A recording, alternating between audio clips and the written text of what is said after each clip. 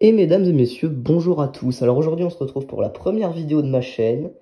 Chaîne qui portera donc essentiellement sur le modélisme ferroviaire, la passion des trains. Alors il y aura peut-être un peu de spotting de temps en temps aussi, mais ça je sais pas.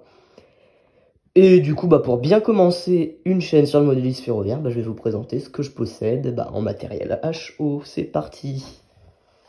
Alors, ça va être à peu près, alors je dis bien à peu près dans le sens de mes acquisitions, donc de la première locomotive que j'ai eue à la dernière.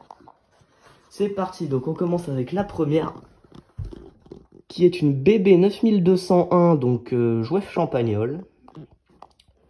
C'est tout simplement la première locomotive que j'ai eue. Alors, c'est aussi la seule Jouef Champagnole qui me reste en locomotive. Les autres, je les ai toutes vendues, j'en avais énormément.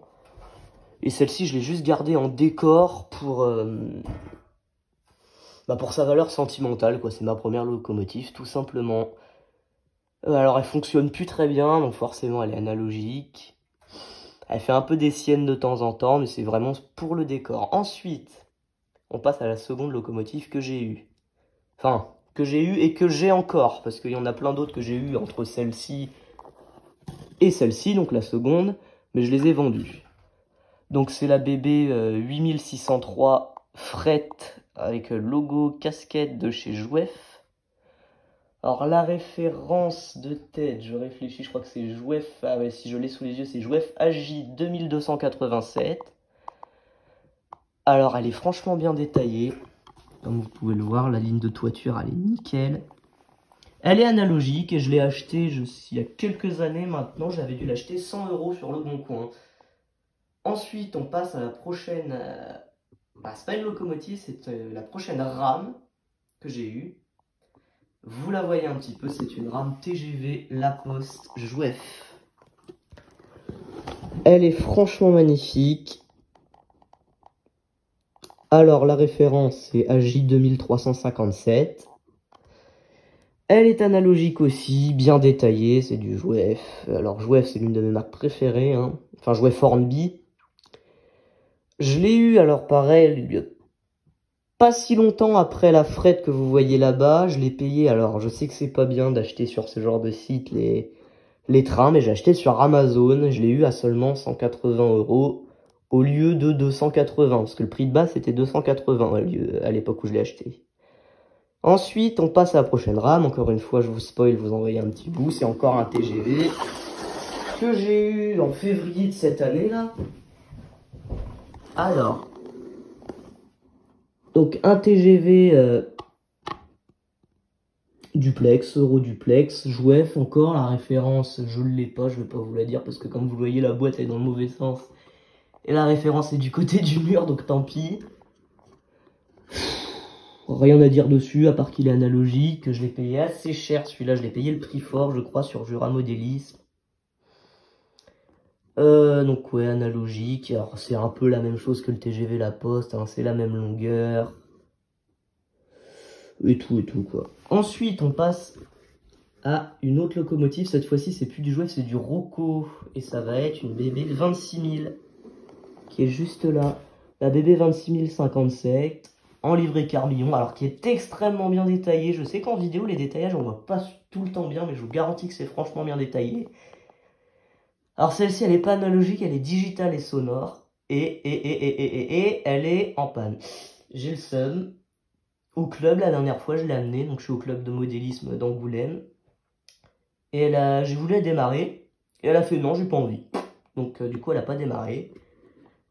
Je sais pas du tout ce que c'est. Ça, je m'y connais pas encore beaucoup en digital. Je viens juste de commencer. Comme vous le voyez, beaucoup de mes trains sont analogiques. J'espère que le décodeur n'est pas mort. Alors, a priori, quand j'essaie de la programmer, il vibre encore le décodeur, donc je sais pas si ça veut dire qu'il est mort ou pas.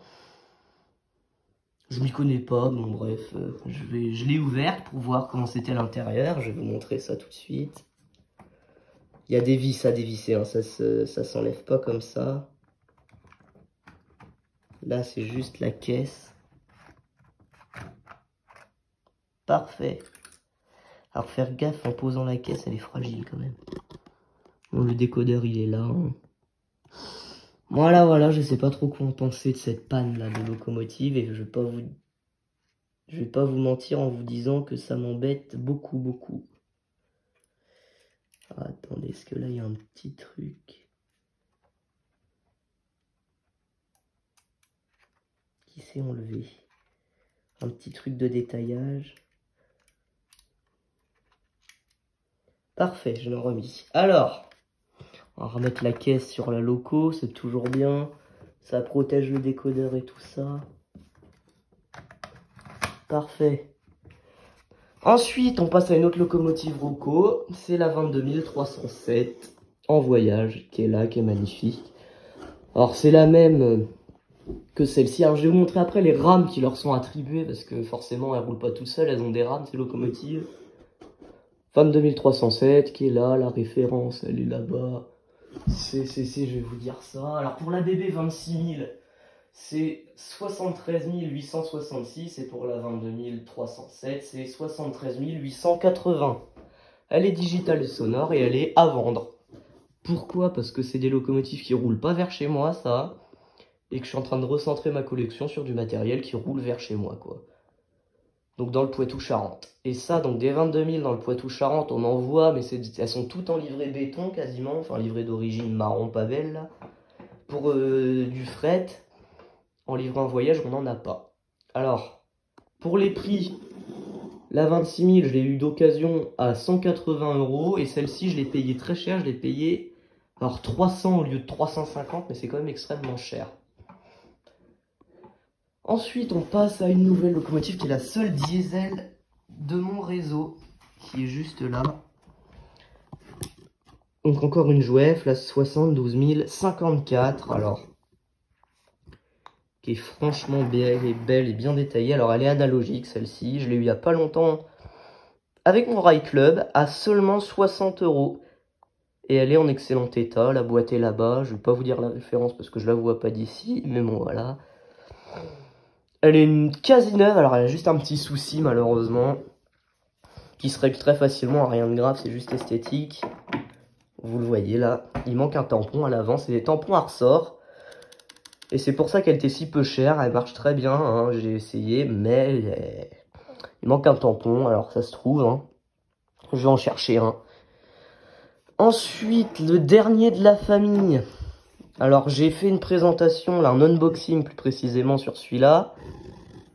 Il est là, c'est mon X73 500, livré Poitou-Charentes, TER Poitou-Charentes, photovoltaïque. Alors, j'ai fait, comme je vous dis, un unboxing, c'est le dernier de la famille, je l'ai eu normalement, alors, bah à l'heure où je tourne cette vidéo, comme forcément je l'ai déjà eu et j'ai déjà fait l'unboxing. Après, je sais pas si la vidéo de présentation du matériel là, elle paraîtra avant ou après l'unboxing, ça on verra bien. Voilà, il est franchement beau, très détaillé. Alors je l'ai payé 180 €, c'est cher, je sais. Mais j'en voulais un, ça faisait un moment que j'en cherchais un. Et tout ça. Bon, il est vraiment beau, mais il est très long, hein, comme vous voyez. Alors là, vous avez la 72 000 qui est franchement longue, hein, on va pas se mentir, elle est très longue la 72 000. Hein. Si je la mets au même niveau à l'avant, quasiment que l'autorail, à l'arrière, il reste tout ça qui dépasse de l'autorail. Hein. Donc franchement, il est quand même assez grand. L'empattement est énorme. Alors comme je vous l'ai dit dans la présentation et l'unboxing, là, il y a un empattement qui est super important. Donc si vous avez du décor près de vos virages, bah ça va toucher, c'est sûr. Alors maintenant, je vais présenter quelques-uns de mes wagons. Alors excusez-moi, c'est filmé à l'iPhone. La qualité, elle n'est pas toujours exceptionnelle, mais bon. Je vais poser la caméra là, enfin l'iPhone là, et je vais aller chercher les wagons à vous présenter. On commence tout de suite avec 3 wagons en boîte d'origine, Jouef Champagnole. Alors j'ai pas pris les boîtes, hein, c'est juste les wagons. J'ai failli me casser la gueule, bah bien, ça c'est bien joué. Alors, donc c'est des wagons en inox, Jouef Champagnole avec une voiture postale. Alors, ils sont franchement plutôt bien détaillés pour du Jouef Champagnole. Quand je les ai eu, j'étais plutôt étonné. Alors, je vais vous les assembler juste là. Alors, je manque un peu de place, hein, donc vous m'excuserez. C'est une toute petite rame, donc en 3 éléments, hein, comme vous le voyez.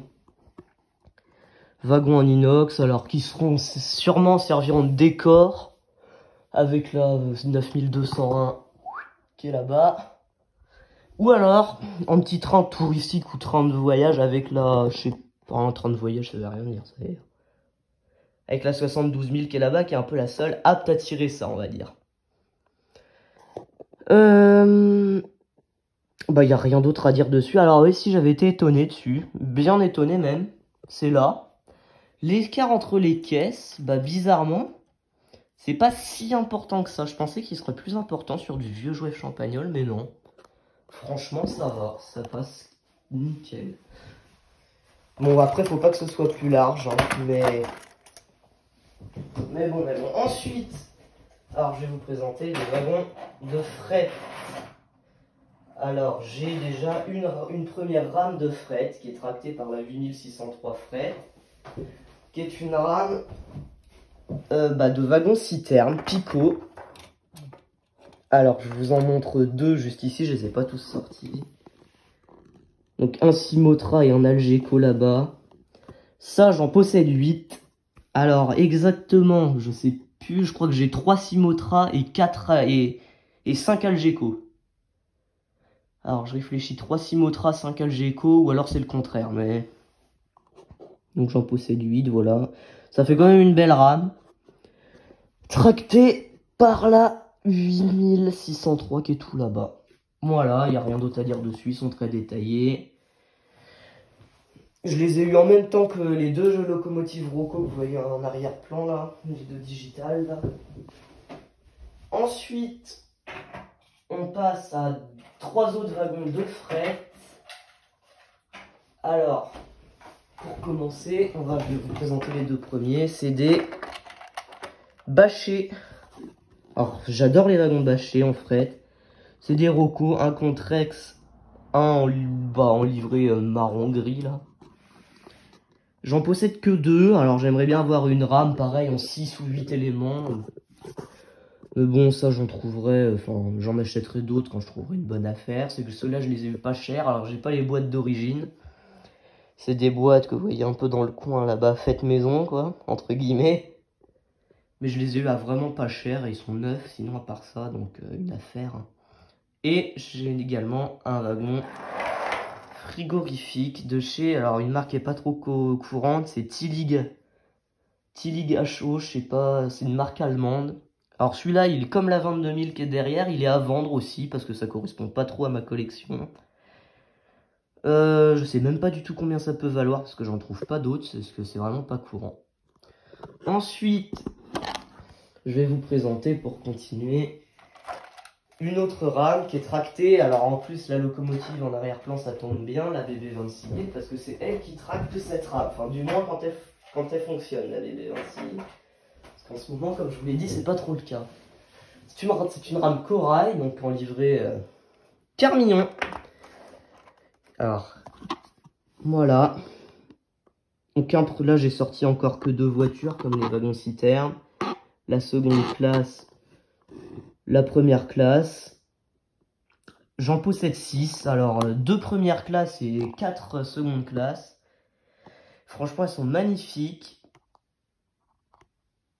Hop, alors comme je vous voyez, c'est la plupart du temps, enfin même tout le temps, c'est la 26 000 qui tracte ces wagons. Vous voyez ce que ça peut donner à peu près. Hein. Avec une rame en 6 éléments, donc ça irait grave loin. Donc voilà, j'ai rien d'autre à dire sur cette rame. Alors, c'est ma rame préférée. Hein. Ah oui, c'est des voitures Rocco aussi, c'est un peu important. Donc voitures Rocco, les bâchés Rocco, les citernes Pico aussi, donc ça je sais pas si je l'ai dit. Hop, voilà. Alors ensuite, on va passer donc à mes prochains wagons. Alors ça c'est vraiment en vrac là, les autres wagons. C'est aussi une rame de décoration qui va un petit peu avec la 9201 que j'ai eue. Alors ils sont en vrac, hein. C'est inadmissible, je les ai vraiment mal rangés. Ils sont dans une vieille boîte Lego comme ça. Bon, je vous le montre vite fait, hein. C'est du vieux jouet champagnol, là il y a du mécano. Bon, j'ai alors 3 wagons Cronenbourg comme ça, alors ils sont tous complets, mais j'ai des petits travaux à faire, genre les essieux à changer sur la plupart, les attaches aussi. C'est vraiment pour de la déco, donc 3 Cronenbourg. 4 wagons Bailey comme ça. 4 wagons transport de je sais pas quoi, là on dirait des transports de vin là avec des tonneaux. Et un wagon transport de bétail, alors qui est sur la même base que les Cronenbourg, hein. C'est les mêmes wagons, sauf que c'est pas la même caisse. Et aussi un wagon Fina comme ça, mécano. Bon là, ça c'est fini, hein, de toute façon la présentation là, de ça, c'est pas très intéressant.